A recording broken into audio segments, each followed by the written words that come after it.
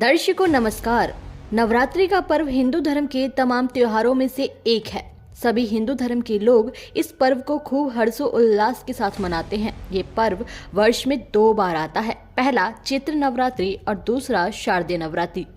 अब जो नवरात्रि का पर्व 30 मार्च से शुरू हुआ है, ये चैत्र नवरात्रि है। तो आइए जानते हैं इस नवरात्रि को हिंदू धर्म के लोग किस प्रकार से मनाते हैं और वास्तव में हम सभी को इस त्योहार को किस प्रकार से मनाना चाहिए।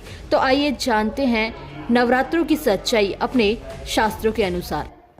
जम्बूद्वीप कहे जाने वाले भारत की पवित्र भूमि में प्रत्येक देवी देवताओं व संतों के जन्म को और धर्म की स्थापना करने हेतु राक्षसों का मर्दन करने के लिए जिस दिन देवी देवता अन्य अवतार धारण करते हैं, उस दिन को भी त्योहार के रूप में मनाया जाता है। उन्हीं में से एक त्योहार है नवरात्रि। ऐसा माना जाता है कि माता दुर्गा ने महिषासुर नाम के राक्षस को मारने के लिए 9 रूप धारण किए थे, जिसके कारण पूरा हिंदू समाज देवी के 9 अलग अलग रूपों की पूजा 9 दिन तक करता है और माता को खुश करने के लिए व्रत रखकर दिन भर भूखे भी रहते हैं। लेकिन क्या आप जानते हैं माता दुर्गा की उत्पत्ति कैसे हुई? कितनी शक्ति युक्त है देवी दुर्गा? क्या बच्चों को भूखा देख माता हो सकती है खुश? और यदि नहीं तो फिर माता को खुश करने का सही उपाय क्या है? दर्शकों, नवरात्रि के इस अवसर पर हम आज के इस वीडियो में इन सभी रहस्यों से पर्दा उठाने वाले हैं, जिसे देख व सुन आप भी हैरत में पड़ जाओगे कि क्या हमारे धर्म गुरुओं को इन रहस्यों की जानकारी नहीं थी, जो अब तक उन्होंने हमें इन रहस्यों से अनजान बनाए रखा।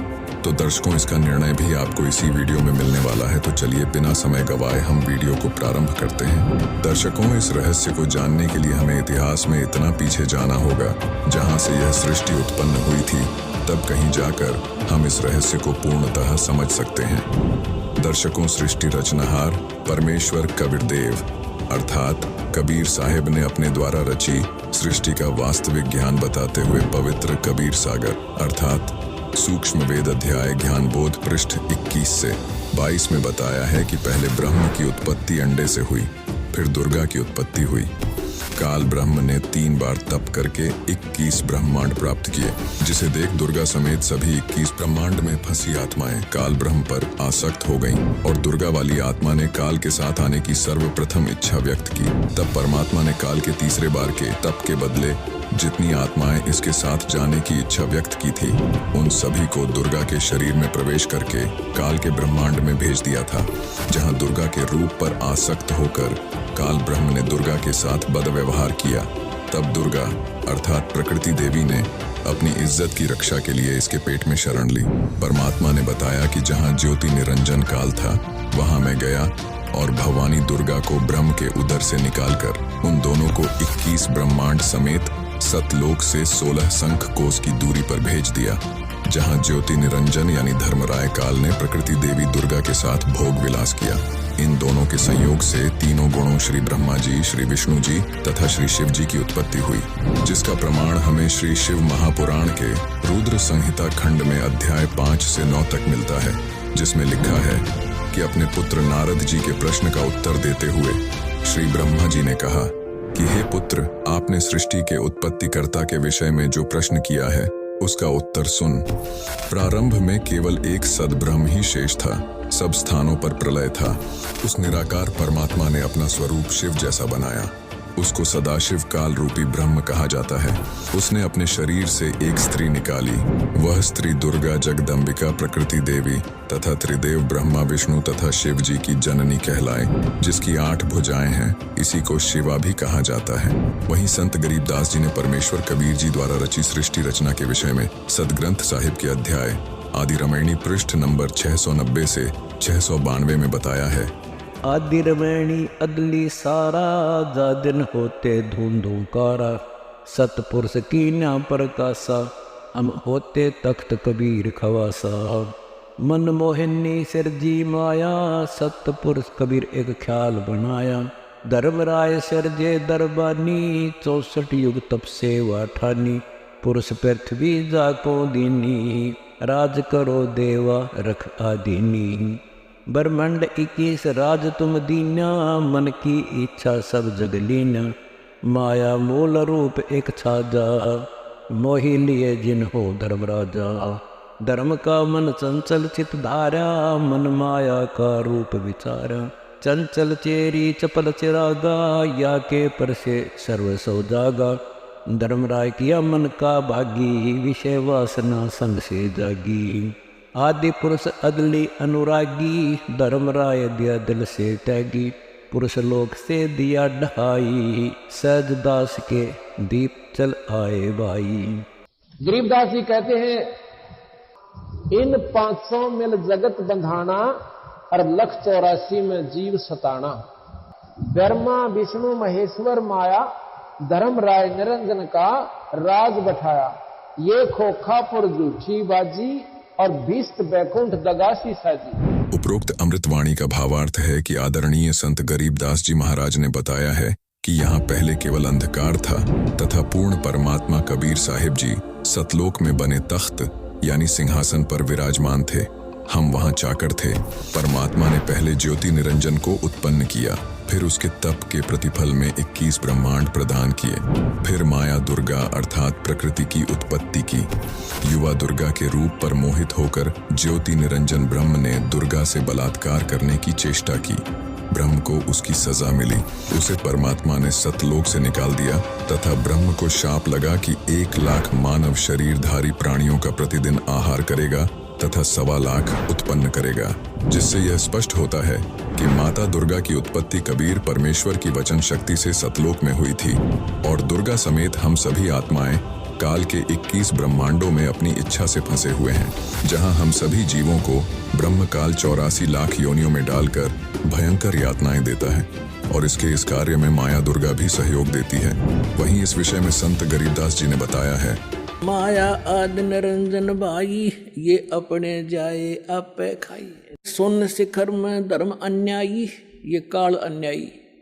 जिन शक्ति डायन मैल पठाई, लाख ग्रह से नित उठ दूती, ये माया आद तकत की कूती। 1.25 लाख घड़िए नित भांडे, अंसा उत्पत्ति पर ले डंडे। ये तीनों चेला बटपारी, सरजे पुरुषा सरजी नारी। ये खोखापुर में जीव बुलाने, स्वप्न विष्ट बैकुंठ बनाए। ये है अरहट का कुआ लोई, या गढ़ बंजा है सब कोई। अर्थात ज्योति निरंजन काल के वश होकर के ये तीनों देवता रजगुण ब्रह्मा, सतगुण विष्णु, तमगुण शिव अपनी महिमा दिखाकर जीवों को स्वर्ग नरक तथा भवसागर में 84 लाख योनियों में भटकाते रहते हैं। ज्योति निरंजन अपनी माया दुर्गा से नागिनी की तरह जीवों को पैदा करवाता है और फिर मार देता है। जिस प्रकार नागिनी अपने बच्चों को खा जाती है, यानी काल के इस कार्य में माता दुर्गा भी पूर्ण सहयोग कर रही है। इसलिए माया दुर्गा के विषय में संत गरीबदास जी ने कहा है, माया काली नागिनी अपने जाए खात, कुंडली में छोड़े नहीं 100 बातों की बात। जिसका प्रमाण श्रीमद् भगवत गीता अध्याय 14 श्लोक 3 से 5 में भी है कि रज यानी रजगुण ब्रह्मा, सत्य यानी सतगुण विष्णु, तम यानी तमगुण शंकर, तीनों गुण प्रकृति अर्थात दुर्गा देवी से उत्पन्न हुए हैं। प्रकृति तो सब जीवों को उत्पन्न करने वाली माता है। मैं गीता ज्ञान दाता सब जीवों का पिता हूँ। मैं दुर्गा अर्थात प्रकृति के गर्भ में बीज स्थापित करता हूँ, जिससे सबकी उत्पत्ति होती है। ये तीनों गुण रजगुण ब्रह्मा, सतगुण विष्णु तथा तमगुण शिव ही जीवात्मा को शरीर में बांधते हैं, यानी सब जीवों को काल के जाल में फंसा कर रखने वाले यही तीनों देवता हैं। अब स्वयं विचार करें कि जो माता अपने उत्पन्न किए हुए बच्चों को मारने में अपने पति काल ब्रह्म का सहयोग दे रही हो, उसे क्या दयालु कहा जा सकता है? जिसका सीधा जवाब है नहीं, क्योंकि दयालु तो उसे कहते हैं जो किसी को मारता नहीं है और ना ही मारने में सहयोग करता। जिससे स्पष्ट है कि जिन जगत जननी माता दुर्गा को हम दयालु मानते हैं, वह माता भी दयालु नहीं है और उनकी शक्ति भी सीमित है, क्योंकि माता दुर्गा अष्टांगी अर्थात 8 भुजाओं और 64 कला की माता है। जबकि काल ब्रह्म गीता अध्याय 11 श्लोक 46 के अनुसार 1000 भुजा और 1000 कला का भगवान है।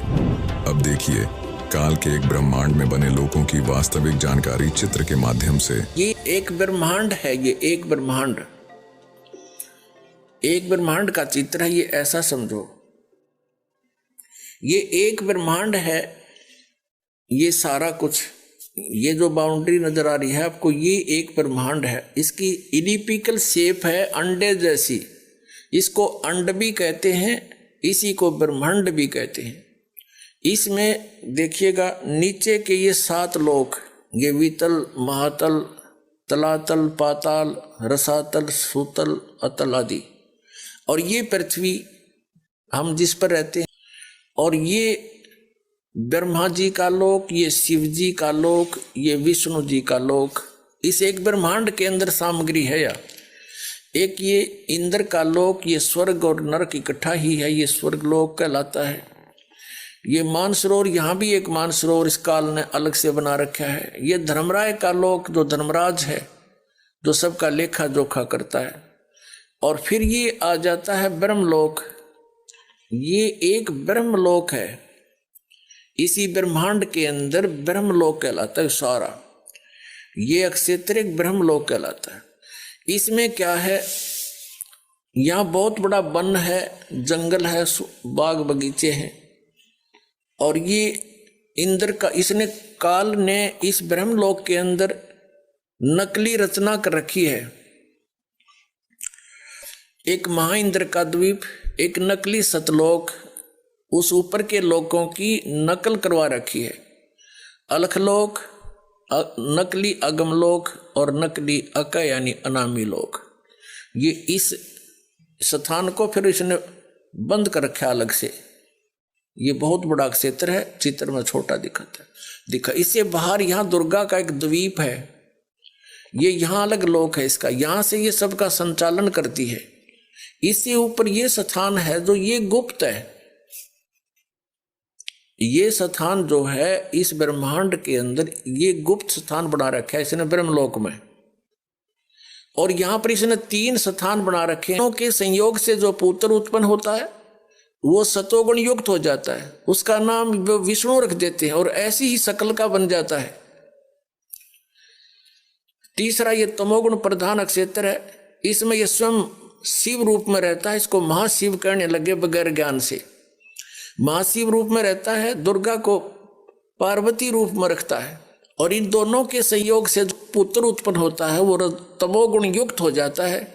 उसको शंकर और शिव नाम दे करके ये अपनी सृष्टि चलवाता है तीनों से। और ये स्वयं यहां रहता। चलिए, ये 3 स्थान है, एक रजोगुण प्रधान क्षेत्र, दूसरा सतोगुण प्रधान क्षेत्र, तीसरा तमोगुण प्रधान क्षेत्र।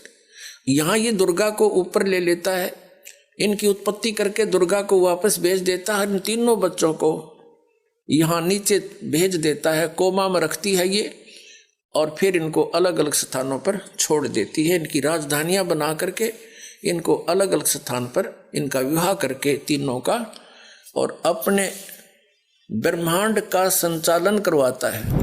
इसी प्रमाण को देवी भागवत में भी देखिए। जब माता दुर्गा ने तीनों पुत्र ब्रह्मा, विष्णु, महेश को ब्रह्मलोक दिखाया तो उन्होंने क्या देखा? ये देखिएगा, श्रीमद् देवी भागवत सचित्र मोटा टाइप, केवल हिंदी, गीता प्रेस गोरखपुर से प्रकाशित है। इसके कौन है संपादक? हनुमान प्रसाद पोदार, चिमनलाल गोस्वामी। प्रकाशित एवं मुद्रक हैं गीता प्रेस गोरखपुर, गोविंद भवन कार्यालय, कोलकाता का संस्थान। तीसरे स्कंद में 123 पृष्ठ पे है, तीसरा स्कंद। भगवान विष्णु जी अपनी माता दुर्गा की स्तुति कर रहे हैं। क्या कह रहे हैं? तुम शुद्ध स्वरूपा हो, यह सारा संसार तुम ही से उद्भासित हो रहा है। मैं, ब्रह्मा और शंकर, विष्णु जी कह रहे, हम सभी तुम्हारी कृपा से विद्यमान हैं। हमारा आविर्भाव माने जन्म, तिरोभाव माने मृत्यु, हमारा आविर्भाव और तिरोभाव हुआ करता है। केवल तुम ही नित्य हो, जगत जननी हो, प्रकृति और सनातनी देवी हो। ये प्रकृति शब्द याद रखना। दुर्गा को प्रकृति भी कहते हैं। आपके गीता जी में काम आओगा 14वें अध्याय के 3, 4, 5 श्लोकों में, क्योंकि ये कोड वर्ड है गीता जी। प्रकृति दुर्गा जी को कहते हैं। इससे स्पष्ट हो गया कि ब्रह्मा, विष्णु, महेश का जन्म और मृत्यु होता है।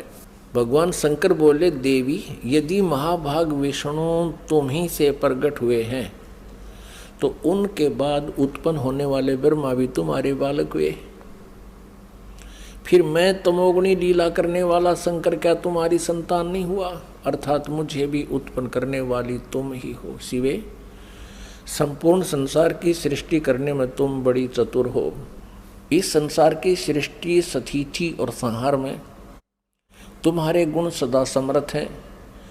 उन्हीं तीनों गुणों से उत्पन्न हम, रजगुण ब्रह्मा जी, सतगुण विष्णु, तमगुण शंकर, उन्हीं तीनों गुणों से उत्पन्न हम ब्रह्मा, विष्णु एवं शंकर नियमानुसार कार्य में तत्पर रहते हैं।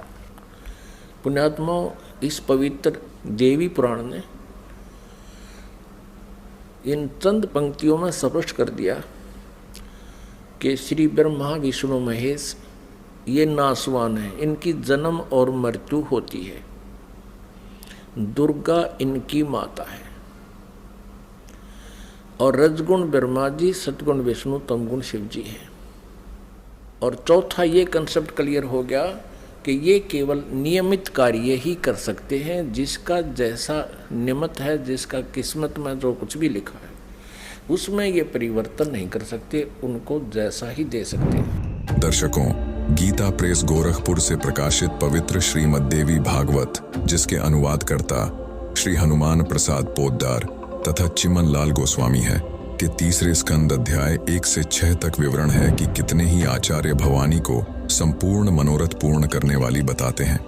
वे आदि माया महाशक्ति हैं तथा परम पुरुष के साथ रहकर कार्य संपादन करने वाली प्रकृति हैं। ब्रह्म के साथ उनका अभेद संबंध है। जैसे पत्नी को अर्धांगिनी भी कहते हैं, अर्थात दुर्गा ब्रह्म काल की पत्नी है। आगे ब्रह्मा जी ने अपने पुत्र नारद के प्रश्न का उत्तर देते हुए कहा कि बेटा, पूर्व काल में सर्वत्र जल ही जल था। मुझे नहीं पता कि मेरी उत्पत्ति कैसे हुई। 1000 वर्ष तक जल में पृथ्वी की खोज की, परंतु पृथ्वी नहीं मिली। तब आकाशवाणी के आधार पर 1000 वर्ष तक तप किया।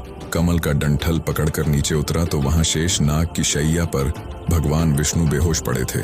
श्री विष्णु के शरीर में से प्रेत की तरह एक देवी निकली, जो सुंदर आभूषण पहने आकाश में विराजमान हो गई। तब श्री विष्णु जी होश में आए। इतने में शंकर जी भी वहीं आ गए।